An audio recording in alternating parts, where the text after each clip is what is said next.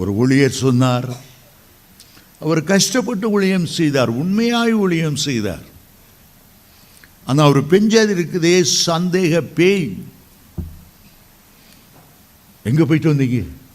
ஏன் இவ்வளோ நேரமாச்சு? எவ கூட பேசிக்கிட்டு இருந்தீங்க? ஆஃபீஸில் உங்கள் பக்கத்தில் இருந்தது யார்? அவருக்கு ஏதாவது லெட்ரு வந்தால் உடைச்சி, யார் இந்த பொண்ணு, எவ்வளோ நாளாக பழக்கம்? சும்மா சந்தேகப்படப்பட ஒரு நாள் அவர், நான் ஒழுங்கா இருந்தே நீ சந்தேகப்படுறா, நீ சந்தேகப்படுற மாதிரியே நான் மோசமாக நடக்க போகிறேன். ஒரு நாள் கோபத்தில் சொன்னா, இனிமே நீ சந்தேகப்பட்டா நான் வேணுக்கொண்டே வேசிகள்கிட்ட போவேன். உன் அரிப்பு தாங்க முடியல. சாத்தான் அதை கேட்டான்.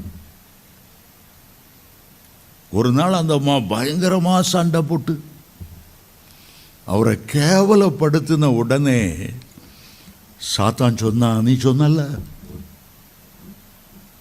நெக்ஸ்ட் டைம் நீ சந்தேகப்பட்டா நான் வேசிகள்கிட்ட போவேன்னு சொன்னிய, போ போ போ போ போ.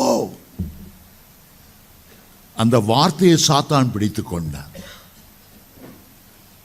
இவர் வேதனை தாங்காம ரோட்ல வந்தார்.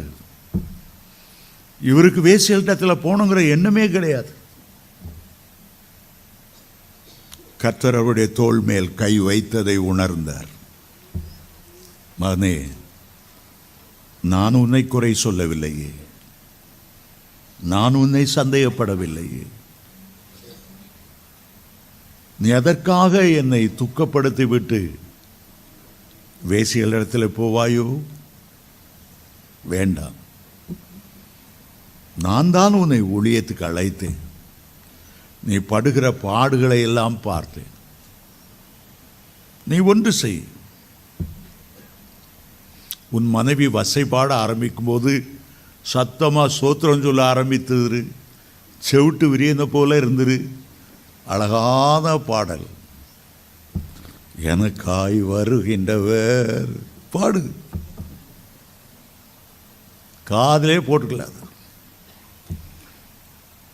ஆண்டவர் சொன்ன ஒரு தேர்தல். பக்கத்தில் பார்த்தா ஒரு நாய்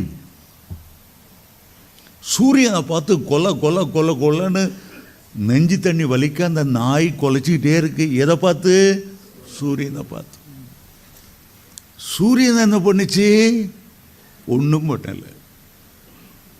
அமைதியா நாயை பார்த்துருந்த, நாயே உனக்கு தான் வாயு வலிக்க போகுது, என்னை பார்த்து நீ குலைக்கிறதுனால நான் என்ன இருட்டாகி போயிடுவேனா, மங்கி போயிடுவேனா, ஒளி கூடாமல் இருக்க போகிறேன்னா?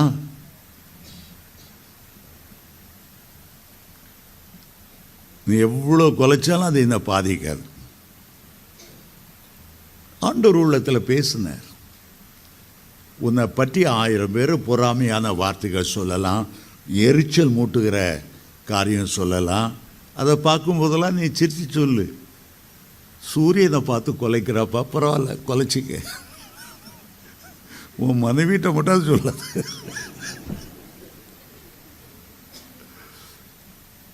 சில வேளைகளில் உங்களை தூண்டி விடக்கூடிய வார்த்தைகளை மற்றவர்கள் பேசுகிறதுனால நீங்கள் ஒன்று பேசினா நான் 10 பேசுவேன், நான் வலிய சண்டைக்கு போக மாட்டேன், வந்த சண்டை விட மாட்டேன், இப்படியெல்லாம் டயலாக் பேசிகிட்டு இருந்தா சாத்தவனை கொண்டே போயிடுவான்.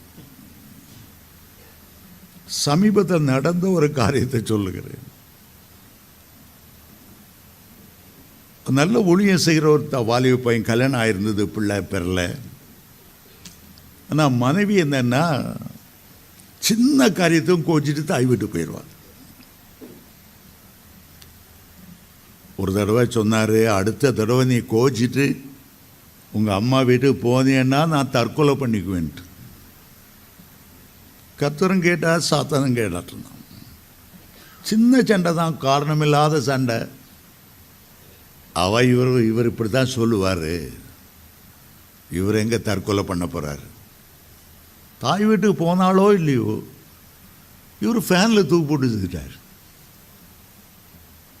நல்ல ஒரு யங் ஊழியக்காரர், டாக்டர் கிளிஃபர்ட் குமாரோட ஊழியம் செய்ய போகிறவர், நமக்கு ரொம்ப நெருக்கமானவர். அந்த மரணத்தை கேட்கும்போது மகுந்த வேதனையாக இருந்தது. சிலர் டைலாக் பேசுவாங்க, ஆத்ம பிணைப்புன்னு ஒன்று இருக்கு. கணவனும் மனைவிக்கிடையே ஒரு பிழைப்பு இருக்கிறது. பாய் ஃப்ரெண்டுக்கும் கேர்ள் ஃப்ரெண்டுக்கும் அந்த நேரத்தில் உணர்ச்சி வசப்பட்டு சில காரியம் பேசுவாங்க. நீ இல்லாமல் எனக்கு வாழவே முடியாது, உங்களுக்கு முன்னால் நான் செத்துறணும், நான் பூவும் போட்டு இருக்கும்போதே போயிடணும். வாயினால் பல தோல்வியான வார்த்தைகளை பேசுவார், எதிர்மறை வார்த்தைகளை பேசுவாங்க. அன்பு ரொம்ப ஹையா போயிடும்போது என்ன பேசுகிறோன்னே தெரியாமல் பேசிடுவாங்க. ஆனால் அதில் ஒரு சாபம் இருக்கிறது.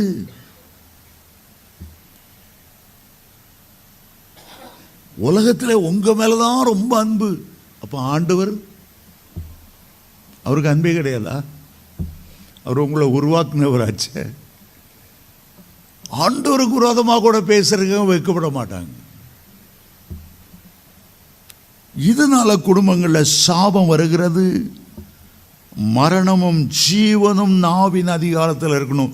நீங்கள் ஜீவனை பேசணும், நீங்கள் ஆசீர்வாதத்தை பேசணும். உங்களுடைய வாயிலிருந்து தோல்வியான வார்த்தைகள் வரக்கூடாது. உங்களுடைய பிள்ளைகளை நீ உருப்பட மாட்டாயே, கழுத புத்தி கெட்டவனை சொல்லாதுங்க. உங்களுடைய பிள்ளைகளுடைய வளர்ச்சியை நீங்களே தடுத்து அவளை சாபத்துக்குள்ளாக மாற்றி விடுகிறீர்கள். நல்லதா பேசுங்க.